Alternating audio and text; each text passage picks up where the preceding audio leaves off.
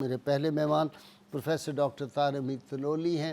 آپ کو معلوم ہی ہے میرے اکثر مہمان ہوتے ہیں، بلکہ میرے پروگرام کی زینت ہیں، اور علامہ اقبال رحمۃ اللہ علیہ کے بارے میں ان پہ اتھارٹی ہیں اور کئی کتابوں کے مصنف ہیں۔ جی تلولی صاحب۔ بسم اللہ الرحمن الرحیم۔ بھائی صاحب بہت شکریہ۔ آج ہم اپنی تاریخ کی ایک بہت بڑی ہستی کا ذکر کر رہے ہیں، امام نسائی علیہ رحمہ، جنہوں نے جو سیاستہ کی ایک کتاب ہے سنن نسائی، اس کی تدوین فرمائی۔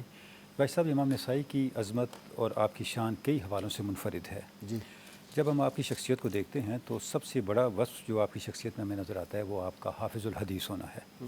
یعنی بڑے بڑے جو اتھارٹیز ہیں فن حدیث کی، انہوں نے امام نسائی کو ان کے ثقہ ہونے کے لحاظ سے، ان کے عادل ہونے کے لحاظ سے، ان کے حافظ الحدیث ہونے کے لحاظ سے بقیہ کئی آئمہ پر ترجیح دی ہے۔ آپ دیکھیں جیسے امام ذہبی نے کہا کہ اگر کوئی مجھ سے یہ پوچھے کہ امام مسلم کو زیادہ حدیثیں یاد ہیں یا امام نسائی کو، تو میں امام نسائی کا نام لوں گا۔ ایسے بھی اتھارٹیز ہمیں ملتے ہیں جو امام نسائی کو تمام محدثین سے زیادہ حدیث کے حافظے کے حوالے سے قابل اعتماد قرار دیتے ہیں۔ اس کے بعد جو دوسرا بڑا وصف امام نسائی کا ہے وہ یہ ہے کہ آپ نے صرف حدیث کی تدریس یا تدوین نہیں فرمائی، آپ نے حدیث کا اعلان بھی فرمایا۔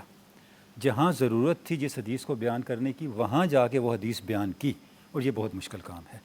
اس کے لیے ایک بہت بڑا حوصلہ، بہت بڑی ہمت اور اللہ پہ توکل، اللہ کا خوف، حق کے ساتھ وابستگی، جب تک یہ چیزیں آپ کی شخصیت کا حصہ نہ ہوں، آپ اس منصب تک پہنچ نہیں سکتے۔ جس واقعے کی طرف آپ نے اشارہ بھی فرما دیا تو کہ ان کی جان چلی گئی، یہ کیا تھا؟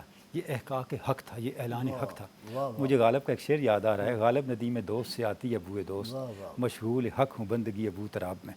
تو جو اہل بیت اطہار کی محبت ہے وہ ہمیں جو امام نسائی کی جینیٹکس ہے اس میں گندی ہوئی نظر آتی ہے۔ یعنی اب جب آپ نے دیکھا کہ اس وقت حدیث پر عمل، حدیث کی تعلیم اور تبلیغ کے باب میں یہ وہ ایریا ہے جو اگنورڈ ہے، جس میں امت کوتاہی کی مرتکب ہو رہی ہے، تو آپ نے اس ایریا کو ایڈریس کیا، اور یہ بہت مشکل کام ہے۔ اچھا، اس کے بعد ہم دیکھتے ہیں کہ آپ نے بہت دفاع فرمایا عقائد اسلامیہ کا۔ جس وقت آگے چل کے ہم اس پہ بات بھی کریں گے کہ جب عقائد کے باب میں بہت سے فتنے پیدا ہو رہے تھے تو آپ نے اپنے علم کے ذریعے سے، اپنے عمل کے ذریعے سے اس کا دفاع فرمایا۔ اور ایک اور اللہ نے آپ کو شرف یہ دیا کہ آپ کا شاگردوں کا ایک وسیع سلسلہ قائم ہوا، چونکہ آپ کی عمر مبارک بہت لمبی آپ نے پائی، 88 سال کی عمر آپ نے پائی، تو اس طوالت عمر کی برکت آپ کو یہ ملی کہ آپ کو شاگردوں کا ایک وسیع سلسلہ ملا۔ اچھا، جو آپ کی کتاب ہے سنن نسائی، جس کو المجتبی بھی کہا جاتا ہے، یعنی چنی ہوئی حدیثیں، اس کا ایک مفہوم تو یہ لیا جاتا ہے کہ یہ دراصل السنن الکبریٰ کا اختصار ہے، جس کو اسے سنن الصغریٰ بھی کہتے ہیں، اور سنن صغریٰ دونوں آپ کی لکھی ہوئی ہیں۔ اس کا اختصار بھی، یعنی ان سے جو احادیث آپ نے چنی ہیں اس کو اس میں جمع کیا، جو سیاستہ کا حصہ بنی۔ لیکن اہل علم یہ بھی حدیث صحیحہ اور حدیث جو ہے حدیث حسن، وہ ساری اس کے اندر۔ اچھا، لیکن اہل علم یہ بھی کہتے ہیں کہ المجتبی کا ایک معنی یہ بھی ہے کہ جو سنن پہ کتابیں ہیں ان میں اس کو ایک چنی ہوئی کتاب کی حیثیت حاصل ہے، کیونکہ جیسے ابھی آپ نے ایک رویا کا ذکر بھی کیا، تو یہ اس کتاب کی مقبولیت ہے۔ اچھا، اس کے پیچھے سبب آپ کا تقویٰ ہے، آپ کا ورع ہے۔ ابھی آپ نے ایک واقعہ بیان کیا، اس واقعے کی اصل جہت اور ہے، وہ جہت آپ کا تقویٰ ہے۔ یعنی اصل میں وہ جو آپ کے استاد تھے جن کا آپ نے نام لیا، حضرت حارث بن مسکین، یہ قاضی تھے۔ اچھا، تو ایک مرتبہ کسی طرح آپ ان کی مجلس میں چلے گئے تو ان کو شک پڑ گیا کہ یہ کوئی مناسب آدمی نہیں ہے، تو انہوں نے مجلس سے نکال دیا۔ حلیہ بدل کے گئے، انہوں نے سمجھا کوئی جاسوس آ گیا، اس کی وجہ یہ تھی بادشاہ کا جاسوس آ گیا، اپنا حلیہ بدلا کہ مجھے پہچان نہ لیں، تو انہوں نے سمجھا جاسوس ہے، کیونکہ وہ خود ایک بہت بڑے عہدے پہ تھے، تو اس طرح کے لوگ اکثر سینسٹیو ہوتے ہیں، انہوں نے نکال دیا۔ اب انہوں نے دوبارہ سوچا کہ مجھے جانے نہیں دیا جائے گا، تو دروازے، جیسے ابھی آپ نے بتایا، دروازے کے باہر کھڑے ہو کے حدیثیں سنتے تھے۔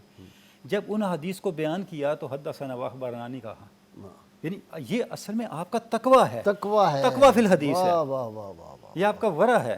ابن ابی لہیہ کے بارے میں ہے کہ ان کی بہت اپنے زمانے کے بڑے محدث تھے اور ان کی بڑی روایات ان کے پاس تھیں، لیکن ان کے کسی شخصیت کے پہلو سے امام نسائی مطمئن نہیں تھے، تو آپ نے ان سے کوئی حدیث بیان نہیں کی۔ کیوں؟ فرمایا کہ میں ان سے نہیں بیان کرتا چونکہ میں مطمئن نہیں ہوں ان سے۔ سلطان مصر کے ساتھ آپ جہاد کے لیے، اچھا آپ نے جہاد بھی کیا، یہ تو کمال ہے۔ جب جہاد کے لیے گئے تو آپ کے ہم سفر بتاتے ہیں کہ جہاد کے سفر کے دوران بھی آپ کے معمولات نہیں چھوٹے، عبادت، اور زہد، ایک تقویٰ، دن روزہ ایک دن وہ چھوڑنا. معمول ان کا جاری رہا، صوم داؤدی والا، واہ وہ معمول جاری رہا، اور باوجود اس کے کہ سلطان ان کو اعزاز کے ساتھ لے کے گیا تھا، پورے سفر میں سلطان کی مجلس میں کبھی نہیں گئے کہ اس مجلس کے بہت سے اعمال کو میں پسند نہیں کرتا.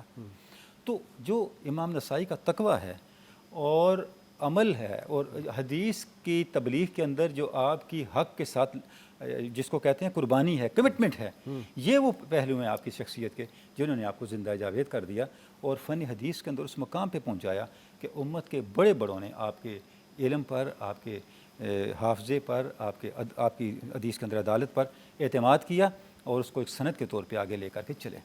اچھا، اس کے بعد اساتذہ کا اگر آپ دیکھتے ہیں تو اس میں بھی آپ کا بڑا امتیاز ہے کہ سیاستہ کے بڑے بڑے لوگ آپ کے اساتذہ میں شامل ہیں. حضرت ابو داؤد، امام ابو داؤد آپ کے امام اساتذہ میں بخاری، شامل، امام امام مسلم، بخاری ابو آپ کے داؤد، شامل ہیں، اتنے امام بڑے مسلم، لوگ ہیں. امام احمد بن حنبل آپ کے اساتذہ میں شامل اللہ ہیں، امام حضرت عبداللہ بن احمد بن حنبل آپ کے اساتذہ میں شامل ہیں. تو جو بڑے بڑے محدثین اپنے زمانے کے تھے انہوں نے ان سے آپ نے کسب فیض تو کیا. ظاہر اگر احمد بن حنبل سے ان کا وہ جو ہے ان سے انہوں نے اکتساب فیض کیا تو وہ تو پھر یزید کے کفر کے اس پہ لعنت کے قائل تھے نا. احمد بن حنبل تو بڑے صاحب ظاہر ہے ان زوردار کا اساتذہ کا طریقہ کار تھا سارا. تھے. جو انہوں نے سیکھا اس سے یہ بھی پتہ چلتا ہے کہ وہ سارے امام جو تھے جن سے انہوں نے رائٹ استفادہ صاحب، اگر کیا ان کا یہ نقطہ نظر نہ ہوتا تو جامع دمشق کا واقعہ بھی نہ پیش آتا. یہ بھی صحیح. میں یہ سمجھتا ہوں کہ بقیہ سارے معاملات چھوڑ دیں، صرف اس واقعے سے پتہ چلتا ہے کہ وہ جو میں نے کہا غالب ندیم دوست سے آتی ہے بوئے دوست، واہ واہ. ان کے روئیں روئیں سے، بدن کے ایک ایک مسام سے، ایک ایک بال سے آل بیت اطہار کی محبت جو تھی